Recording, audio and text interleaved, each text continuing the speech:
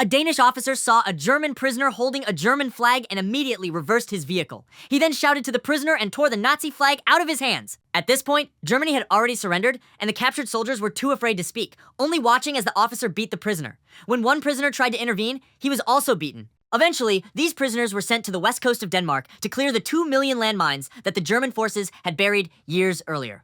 Most of them were underage, and some had never even been to the battlefield. The officer then explained the structure of the landmines and began practical training. Soon, the first soldier walked into the detonation zone with a landmine. He carefully placed the mine on the ground, unscrewed the cap, and pulled out the fuse, successfully disarming the mine. The second prisoner went in next. Too afraid to disarm it, he hesitated for over 10 minutes. The Danish officer outside grew impatient, walked into the zone, and ordered the soldier to leave, but the soldier refused. The officer had no choice but to walk out and tell everyone to cover their ears. To the officer's surprise, the soldier walked out with the mine intact. Suddenly, a loud explosion rang out as the third prisoner failed to disarm the mine. The German prisoners who passed the test were then assigned to various minefields. The soldiers lay on the beach in a line, carefully prodding the sand with iron rods. Soon, one boy discovered a mine. He carefully brushed away the sand, slowly unscrewed the cap, removed the detonator, and successfully disarmed the mine. The day's work went smoothly, and the boys successfully disarmed over 100 mines, filling them with hope of returning home. However, soon the boys grew weak from lack of food. One boy approached the officer to ask for some food, but was refused.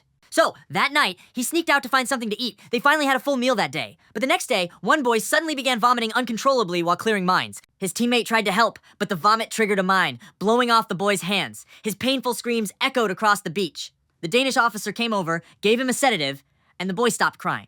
He then called an ambulance to take the boy to the hospital.